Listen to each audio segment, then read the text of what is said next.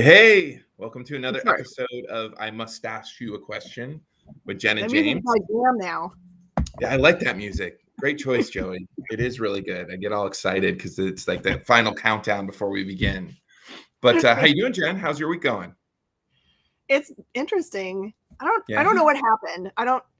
You guys don't probably have this happen to you where you have like an influx of, we'll say for you, since you're not buying collections, an influx of people with creative ideas that like all of a sudden you've got like a bajillion things on your plate. But it feels like recently for us that we have daily multiple collections being offered to us, where before COVID it felt like we didn't get one, but every once a week we'd get a decent collection that would be offered. And then maybe we have some people come in with like a thing they wanted to sell us. So I wish I knew what the new thing, if this is a new thing that's going to continue. Maybe the word on the street is that I pay good money. I don't know. Good. No, Do you see that? Do you I see always thought fluctuations? this. Like we get that with submissions. I'd say probably the closest things is like submissions where I know it hasn't really been like that recently. So anybody listening out there, you should probably start flooding our inbox with submissions. But where we were getting, I want to say kind of during the pandemic, it was like the opposite for you. Like during the pandemic, we were getting these amazing, consistent submissions where we signed so many different books. And it seems like it's a little bit of a, just over the past, I don't know, 3 months, it's been a little bit of a lull as far as the submissions go. I'm wondering if it's just because we're super busy too, but I don't know. It's like the opposite. But I'm glad that you actually brought that up because that's one thing that I've kind of learned on this end, and I wanted to get your opinion on it. I think I already know it, but when you're selling new books, there's not a lot of margin there. When you order direct, what is it?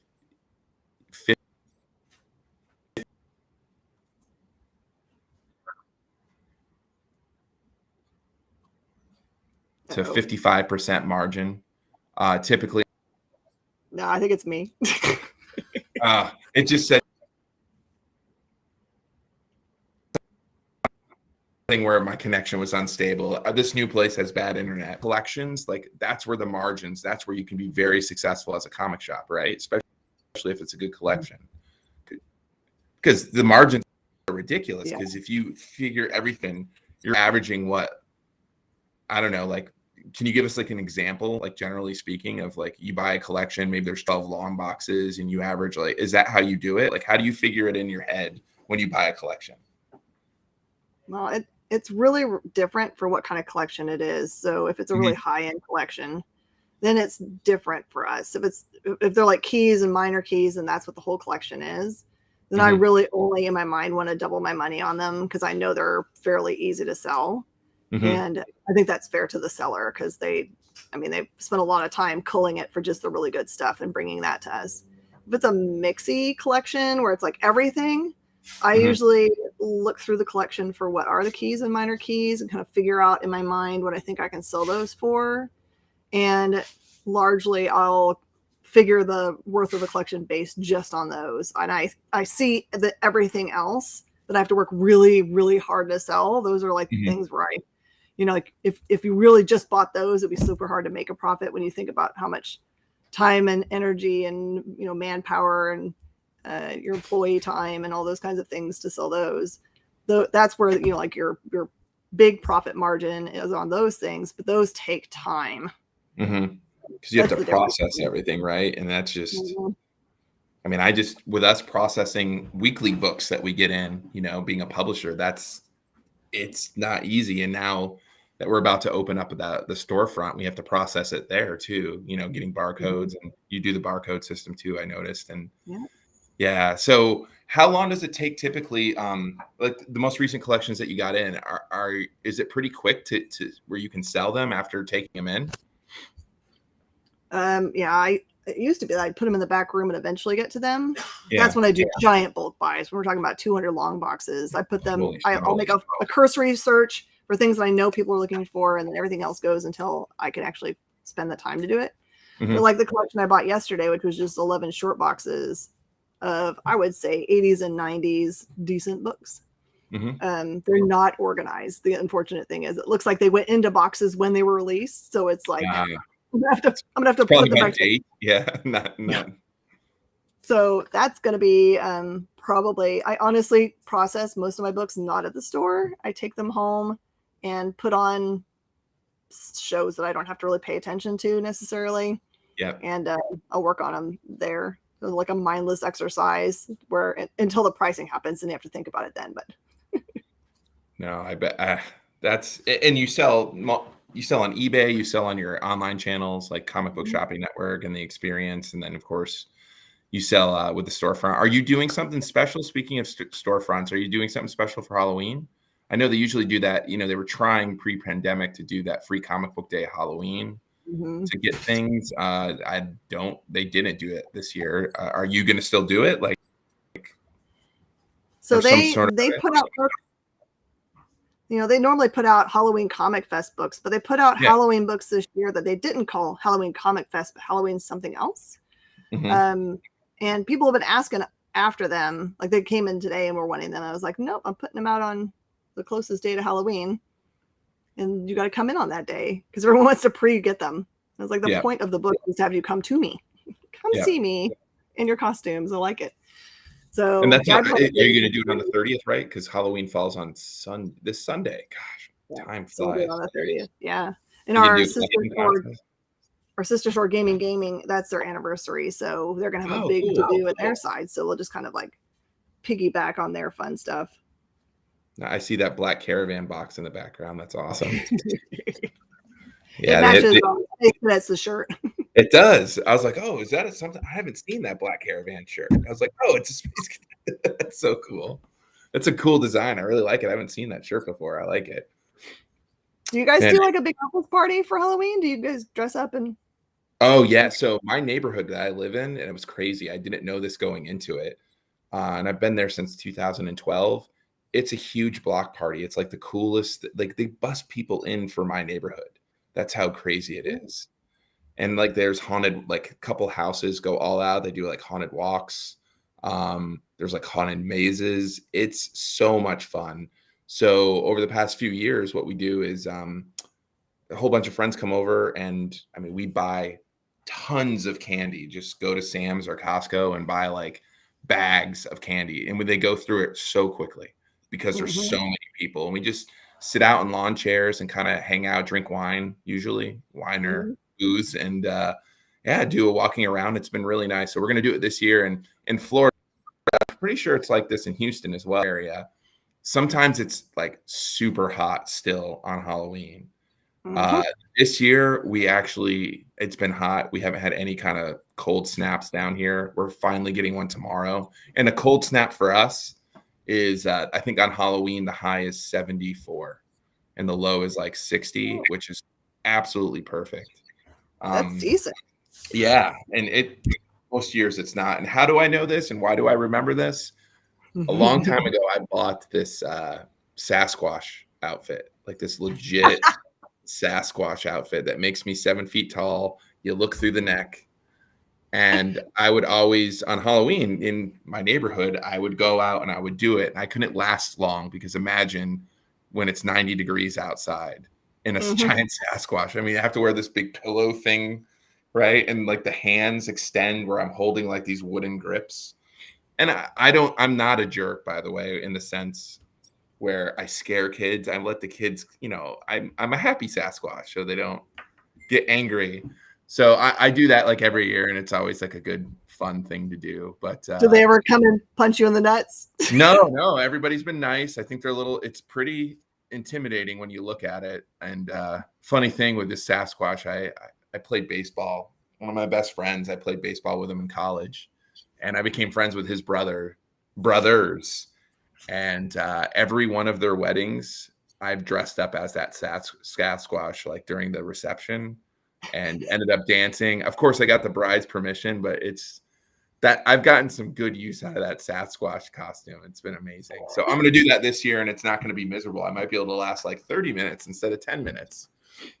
But it was, we always have a good time. My wife and I usually do like joint costumes. Obviously, we really didn't do much last year because of the pandemic.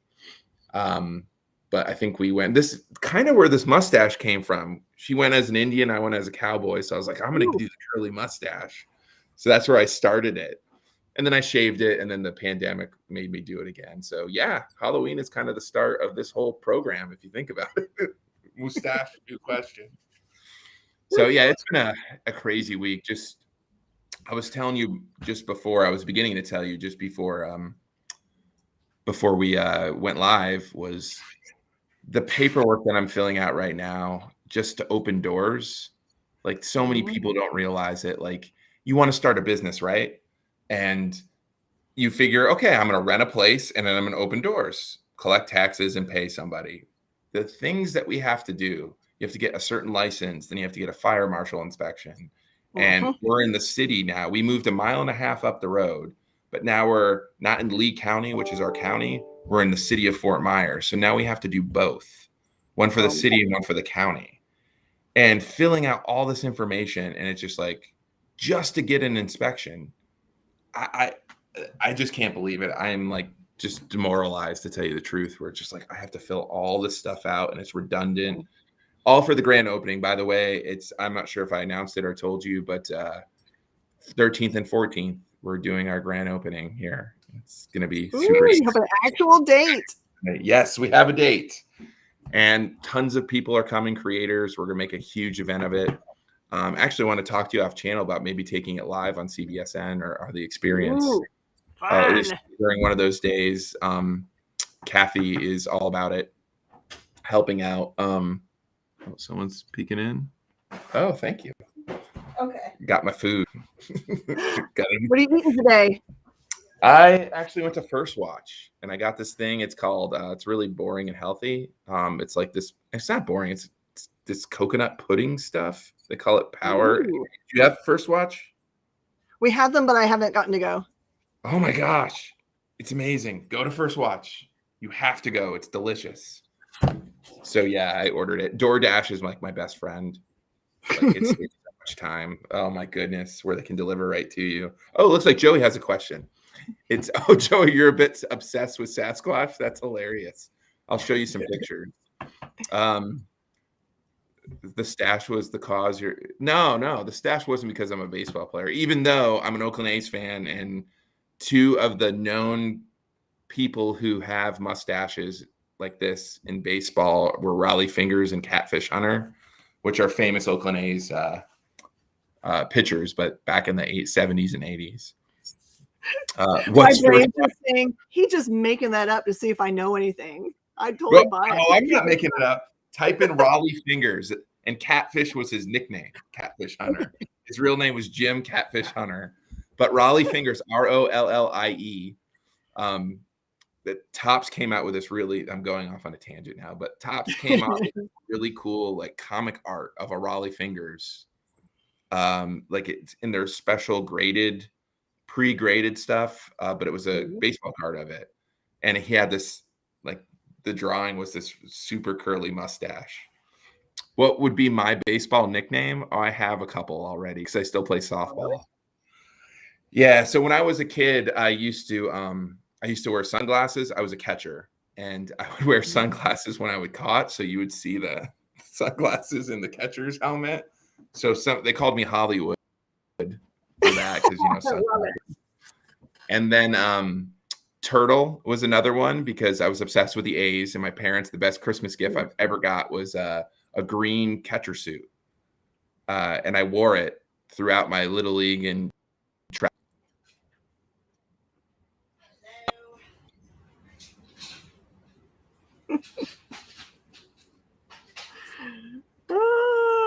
Catch up.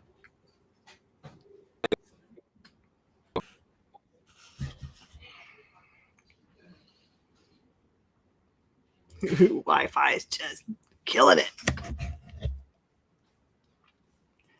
We'll pause while we reconnect.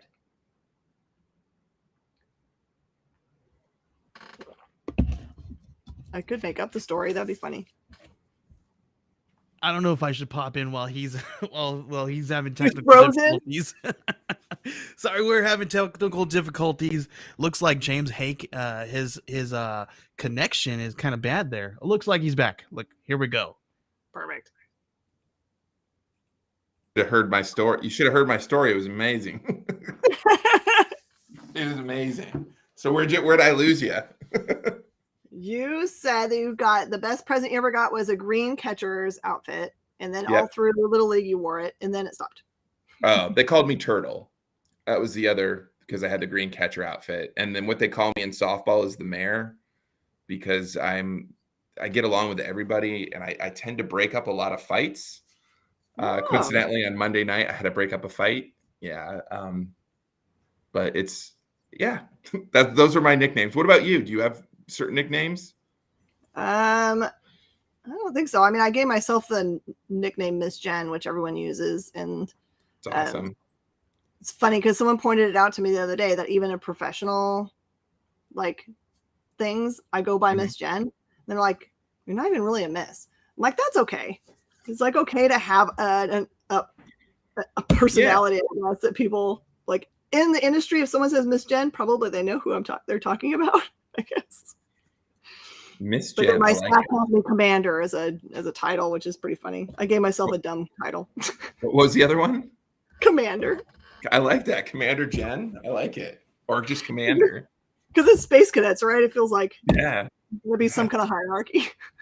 What they some cool thing they wanted to do here was Trevor and Kathy wanted to get like they're watching Star Trek The Next Generation, I think, for the first time, and they're watching in order. And they started, so they're like super into Star Trek right now, and they want to get the label pins, you know, for everybody here. It's so funny. I'm like, I'm in. If you want to get it, just like let me know. I think that's cool. It was a fun story. Is Yeah. that when we were a little more formal as a store, we've gotten a little more like we don't have uniforms anymore. People can wear whatever nerddom shirt they want. I'm chill with it. But for a little while when we went to conventions, we had these nice polo shirts that had our, like embroidered logo on there. And then I can't remember. I think one of them says staff and the other one says away team, and it's red.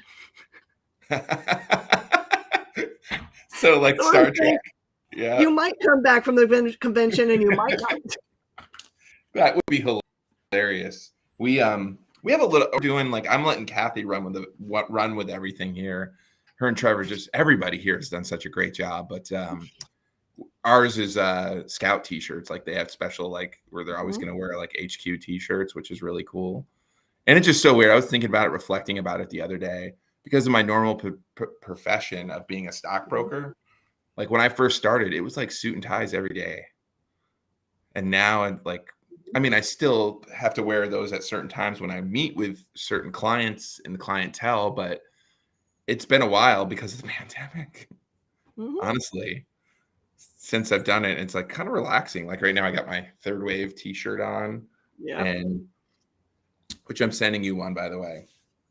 I'm excited. I ordered one with the most recent order, the blue one. Oh, did you? Cool. Yeah, I'll send you a couple then.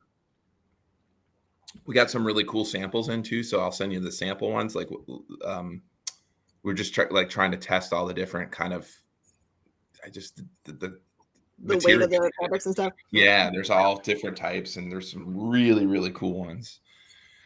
Man, all kinds of stuff going on. What else is so I'll give everybody a little pre-list of people coming to our grand opening. We have Joe Schmalke is coming down, and it's his birthday weekend, which is crazy. So we're going to celebrate. His wife's coming as well. We got Peter Gorel, the creator of Phantom Star Killer and Count Draco Knuckle Duster, and also the head of merchandise, and he runs our Tracker toy division.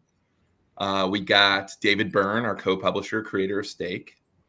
We have Carl Moline, who was the artist for Buffy the Vampire Slayer and Frey. He's doing Eternus. He's the interior artist for a new book coming out with Andy Serkis. And he lives right on the other coast. So Carl's going to make the trip out. We got Richard Rivera, Stabby Bunny, of course, and Shadowplay and Scooby. Now that was the only tease you really needed to make for me. Is Richard to get I've never got to have a Richard hug. It's on my list of things I have to do. Richard is one of the you missed him because he came for 2 days to New York Comic Con. He was. but he was down in Artist Alley. He just came up for a couple signings during the con. He was in Artist Alley kind of doing his thing, and he does something that's so awesome. Like so awesome. It's hilarious. When he goes now to conventions, he has these like smokers jackets, right? And they're really pizzazzed and like that, like they're just so awesome. You know, they're like they're suit jackets, but bedazzled. And I just think it's hysterical. And it just fits. And again, shout out to Richard, one of the nicest people I've ever known. And what he's been doing with Scoot is, did you see what we're offering the Scoot stuff? What was it? They call it Launch. So it's a division called Launch that we're doing, and it's basically done in 3 stages. The very early, the first like before you're reading, like no, just sounds, right? And then the second stage 2 is like some small words, and then stage 3 is like panels and larger words, basically teaching kids how to read comics. Is this with the Super Cats? Yep, it was Super Cats and Bandit. We're doing a pack. It's called a Launch special, and I couldn't be prouder of something than what he has come up with in those creative teams that he came up with. And of course, have you seen Scout Frontiers? I know you ordered some. Have you actually looked into it? Isn't it amazing? Like that was so much fun. Oh, it's so cool. And that's our quarterly magazine that we're putting out. And he puts that together with the great team that he has. Like just what he's doing is just so incredible. Like Scoot is, I mean, we have to, as a, publisher, as a comic shop, the next generation, because they're aging out. Like our generation is aging out, we have to link. And it seems like manga is that link too, by the way. That was another thing we kind of determined at NYCC is how big, I think what I loved, and maybe you as well, like the Marvel and the DCs that we loved when we were growing up is more like the mangas now. The kids now are gravitating towards them more than, The top seller at the book market is manga, right? Like hundreds of thousands. Oh, there's Michael Sanchez. Speaking of manga, Michael Sanchez is one of the oldest Scout employees. Really, he's been there since even before I have, and he's a huge manga fan. And we're little wink, wink. We're thinking of doing a division, and Michael would be a big part of that because that guy is an expert at it. I think you absolutely should. It makes I think it's great. I truly feel like, again, circling back to the Oakland A's thing is, have you seen Moneyball, the movie? I didn't believe I did. I'm aware of it, but I haven't seen it. Well, essentially what it is the A's have the lowest payroll in baseball, but they're able to compete with teams like the Yankees and the Dodgers and the Astros, who have much higher payrolls. And how do they do it is they find value. And Moneyball was all about the statistic called on-base percentage, which was walks, adding walks into your batting average. And that's how they were doing it over a long season. So I've applied that. Like, I think that's where Scout, where we've been successful, is the big companies were missing the amazing things that were being created on Kickstarter and at the convention level.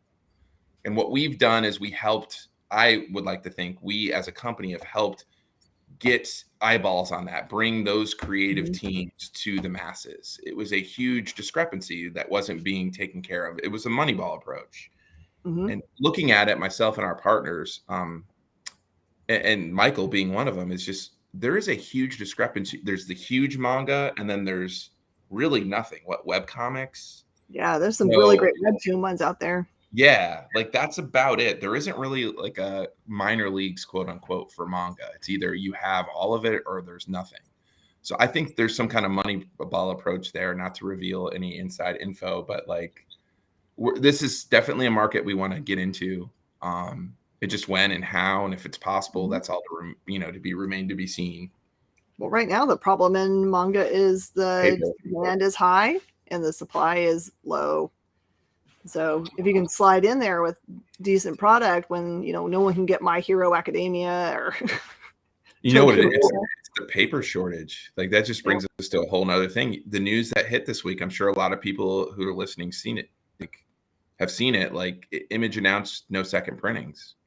They're discontinuing second printings, and a lot of that has to do with the paper shortage. Yeah. We've talked with our printer, and it's very real. Like this month, our sub boxes, which are usually these really cool Scout sub boxes, Mm-hmm.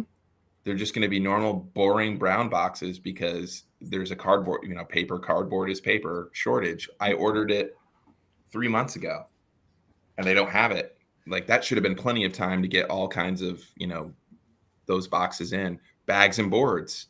Bags were tough at the beginning of the pandemic. They're fine now, or at least not as bad. But boards are like, it's impossible to find boards, backer boards. So It's if you want a source, I will give it to you only. Yes. Can you but email not on me? the public forum. Okay. Gotcha. I'm also looking. I went to this place called Cardboard Gold. It's pretty good with buying supplies, and we want to get 11 by 17. The hard shells, the top loaders. Yep. And I looked. I'm like, oh, there's a case. Great. I look at it, back order until August 2022. I'm like, oh my gosh, that's crazy. Yeah, it's. I ask I call once a week to my supplier and ask what I can get, essentially, and I'll buy it because I don't know when the next time I'll be able to get any of it. I got boards, I think in September, that I had ordered at the beginning of March from BCW. Like that's how crazy it was. This So company I don't makes think it's. their own, so you don't have to worry about the shortage with them. What was that? This company makes their own. Oh, that's great. Raw material, so they don't have they don't have as much problem as other Well, places. I don't know if you knew this, but we were getting our own boards printed up, like where we had advertisements on the back of the boards. Ooh. Through our printer, our printer was printing the same boards. He can't get that paper in, that stock of the normal with the acid free, touch and everything. So we've been ordering boards through him or through Comic Impressions, and like nothing. Yep. So yeah, if you can hook us up, that'd be great. Because it's a real problem, especially when you have a subs box and you bag and board 12 comics times quite a few hundred. Yeah, it gets to be. Bag. Yeah. Joey asked a great question. Is the paper shortage, is it killing the industry? No, yeah. I think it's going to help it. I think so. You're going to stop seeing certain things like, 1 in 1,000 variants. They're going to kill that. Again, not having second printings. If it was just doing it to do it, I wouldn't agree with it. But this makes sense. People are going to want to order more. But it's very real right now. The paper shortage, and I mean, who knows what happens? I don't know what is causing it, to tell you the truth. Is it just the delay, or is there nothing? I mean, speaking of which, a lot of the furniture that we have here is done at IKEA. IKEA furniture is just amazing. And like they're back ordered for just simple bookcases. I get these bookcases called Billy bookcases. And they don't have anything. And I was over on the East Coast last week, celebrating my anniversary with my wife. And no, that was this. I was on the West Coast this week. East Coast was the following week. Anyways, I was with my wife both times. I went to Kia's in both locations, and you go into their warehouse thing, and it's like nearly empty, or it's like a quarter full of what it usually is. It's interesting. Supply chain is very real. It looks like we're about run out of time, so this is the part of the episode where we ask a question, and I have my question for you that is not the same question that I asked before, like I did last time. So my question is, out of all the collections that you have purchased in the past 20 years, okay, what has been the most memorable? Meaning like the one that you're like, oh my gosh, it's like it was the greatest collection that you've, and what were some of the keys in it? So I know that's multiple questions, but I will say it's going to be a surprising one. I bought a 200 long box collection that was just like from closed 90 comic book store.